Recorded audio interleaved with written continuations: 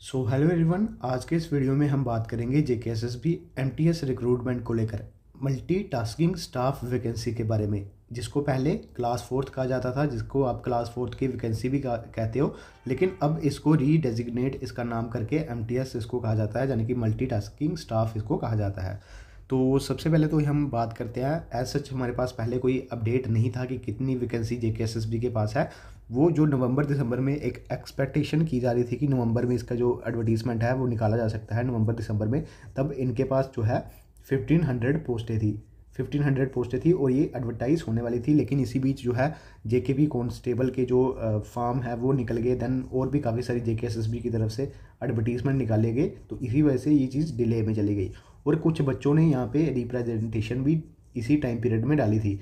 Representation की बात करें तो यहाँ पे कुछ एस्पिरेंट थे और एक यूट्यूबर भी थे जिन्होंने यहाँ पे डाली थी कि इसकी क्वालिफ़िकेशन को चेंज करना चाहिए। इसकी क्वालिफ़िकेशन जो 10th है मिनिमम और मैक्सिमम जो है इसकी 12th है। तो यहाँ पे उन्होंने रिप्रेजेंटेशन डाली थी कि इसमें ग्रेजुएशन वाले अलो होने चाहिए, ये सब डाली थी। लेकिन जेकेएसएस भी अब फर्दर इसको कंटिन्यू करेगा क्योंकि क्वालिफ़िकेशन के ऊपर सेम ही रहेगी। अब यहाँ पे मैं आपको बता दूँ कि एक बड़ी अपडेट निकल के सामने आ रही है। यहाँ पे अराउंड 2000 वैकेंसी अब इनके पास हो चुकी है। वैसे तो काफ़ी जगह आप देखोगे तो रेफरल देखोगे तो रेफरल की जगह आपको 4000 वैकेंसी भी देखने को मिलेगी, 3500 वैकेंसी भी देखने को मिलेगी। लेकिन दोस्तों ये यहाँ पे क्लियरेंस मिली है, क्लियरेंस की बात करूँ इस टाइम जो है 2000 वैकेंसी की यहाँ पे क्लियरेंस मिल चुकी है।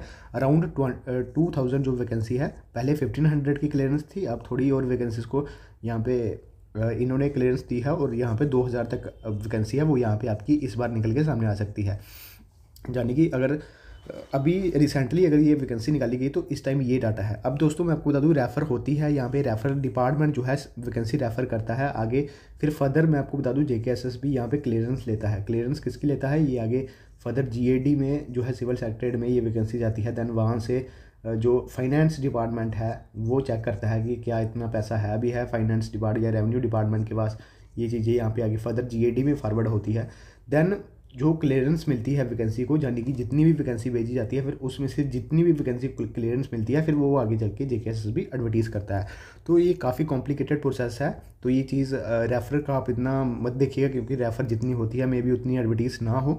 लेकिन यहाँ पे जो अभी तक बात करी जाए तो यहाँ पे अराउंड 2000 जो वैकेंसी है वो दोस्तों आपकी यहाँ पे देखने को मिल सकती है। अब ये डिले क्यों हो रहा था, क्योंकि अब जो कुछ बच्चे हैं उन्होंने यहाँ पे रिप्रेजेंटेशन डाल दी थी, साथ ही साथ यहाँ पे कुछ यूट्यूबर्स भी इसमें शामिल थे जो कि यहाँ पे उन्होंने भी इसकी रिप्रेजेंटेशन डाली थी कि इस चीज़ को यहाँ पे इसकी क्वालिफिकेशन को देखना चाहिए, तभी डिले देखने को मिल रहा है। अब ये वैकेंसी जल्द ही एडवर्टीज़ होगी और जो भी वैकेंसी मतलब आप चाहते हो कि ये जल्दी से जल्दी एडवर्टीज़ होनी चाहिए तो आपको जेकेएसएसबी अब दोस्तों यहाँ पे विजिट करना चाहिए।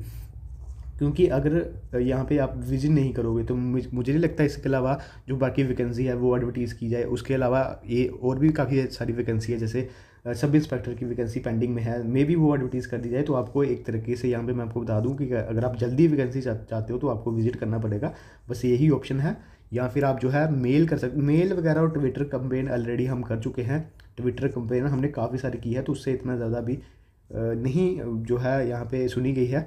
और अगर आप चाहते हो तो वैकेंसी जल्दी आए तो आपको यहाँ पे विजिट करना पड़ेगा, यही एक लास्ट ऑप्शन है। नहीं तो आप वेट कर लीजिए कब तक वैकेंसी आएगी या फिर आपको कब तक का वेट करना है, वो चीज़ आप यहाँ पे देख लेना। अभी फर्दर जो हमने आपको इन्फॉर्मेशन दी है कि 2000 वैकेंसी जो है यहाँ पे इस टाइम एमटीएस की क्लियरेंस इसकी मिल चुकी है और 2000 वैकेंसी आपकी निकल के सामने आ सकती है।